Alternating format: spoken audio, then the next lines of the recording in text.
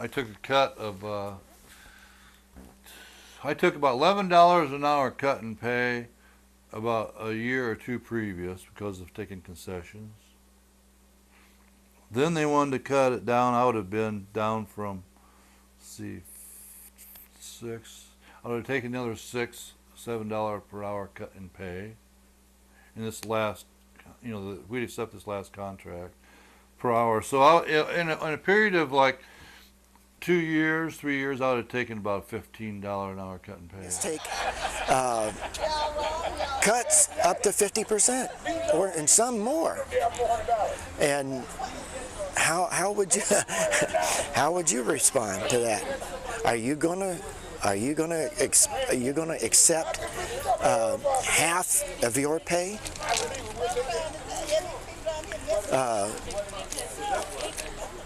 To do the same work that you've done for years and years? Here's the mayor. What's he doing? Making $100,000 a year? How would he like for them to come down on him and say, "Okay, Mr. Mayor, you're going to make $50,000 a year. You got 4 weeks vacation.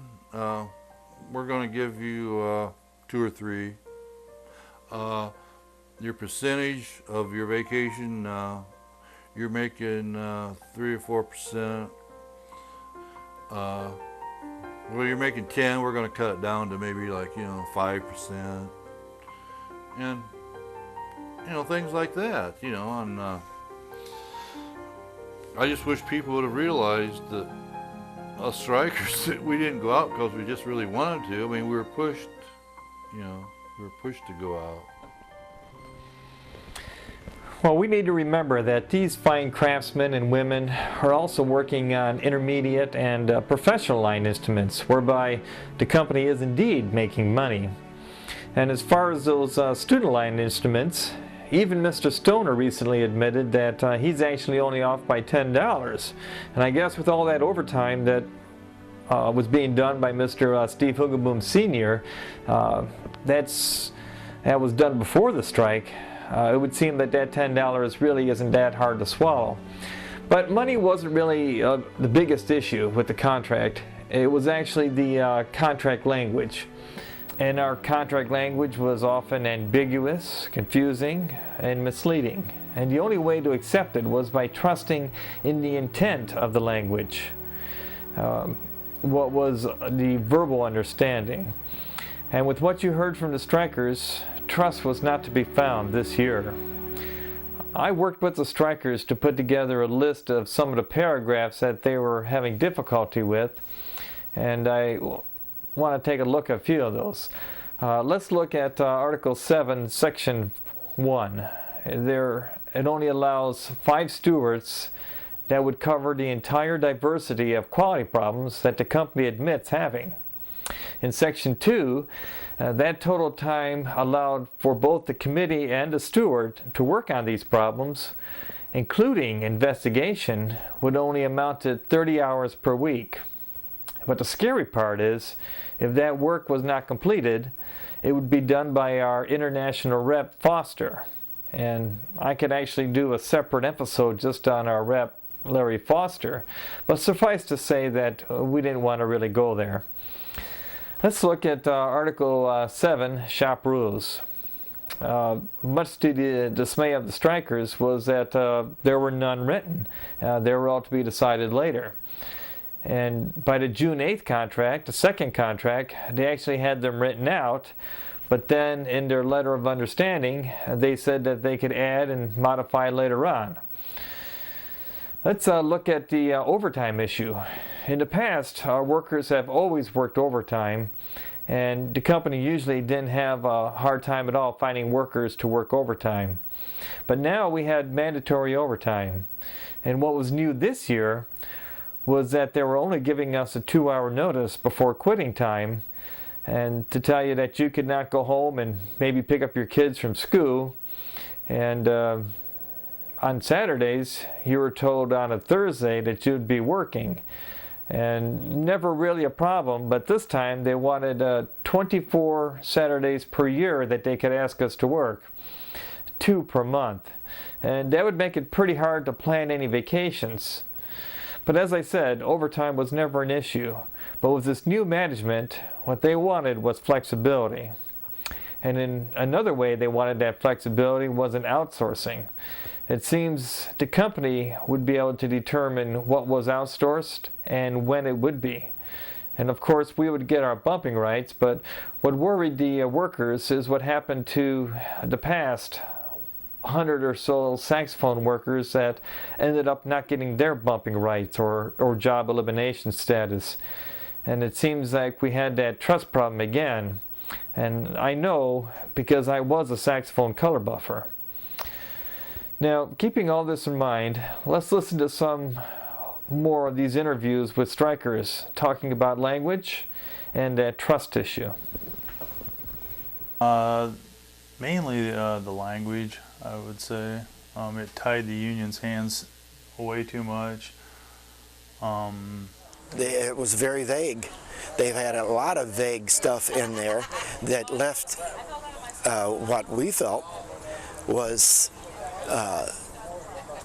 something that they could really don't want to use a certain language, but they were really screwing us.